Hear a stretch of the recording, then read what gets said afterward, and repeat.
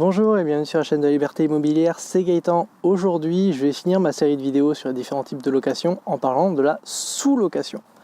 Alors, sur le principe, la sous-location, qu'est-ce que c'est? C'est louer un bien immobilier et le relouer derrière, qu'on y habite ou pas. Que dit la loi dessus? Si on est propriétaire, si on est locataire et que c'est notre résidence principale, on peut louer une des chambres, par exemple, en ayant bien entendu toujours l'autorisation du propriétaire. Si on est propriétaire du bien, ce n'est plus de la sous-location, c'est-à-dire de la location de chambre, c'est à part. On rejoint à peu près comme la colocation, c'est de la location beaucoup plus basique. Là, on partirait donc sur la location de quelque chose que vous louez vous-même.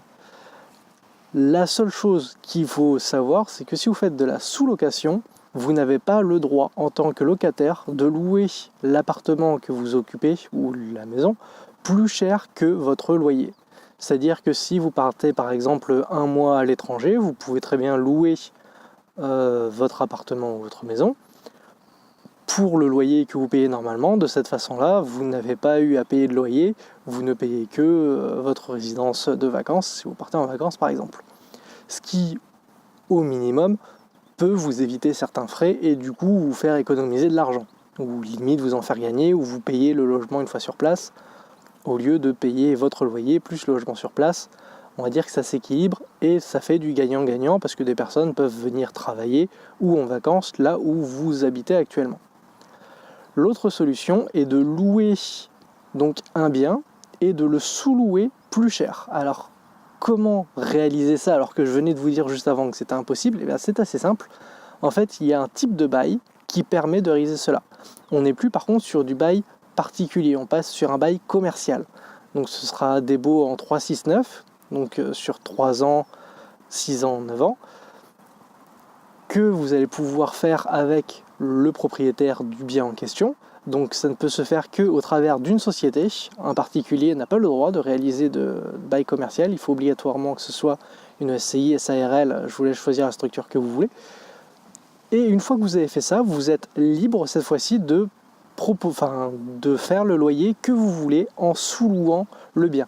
Toujours, il faut stipuler lorsque vous signez le bail avec le propriétaire qui vous autorise à faire de la sous-location. Il y a énormément d'écriture à mettre dans ce type de bail-là. Ce n'est vraiment pas un bail classique, il faut vraiment prévoir toutes ces choses-là à l'avance au moment où on les écrit et que le propriétaire soit au courant de ce que vous allez y faire, de sorte à ce que vous n'ayez pas de problème en le faisant, parce que sinon le propriétaire pourrait se retourner contre vous. Alors vous allez me dire, oui mais quel aurait l'intérêt le propriétaire de me louer quelque chose que moi derrière je vais louer plus cher? Eh bien c'est tout simplement le fait qu'il n'aurait pas envie de s'embêter à faire ce que vous pourriez faire.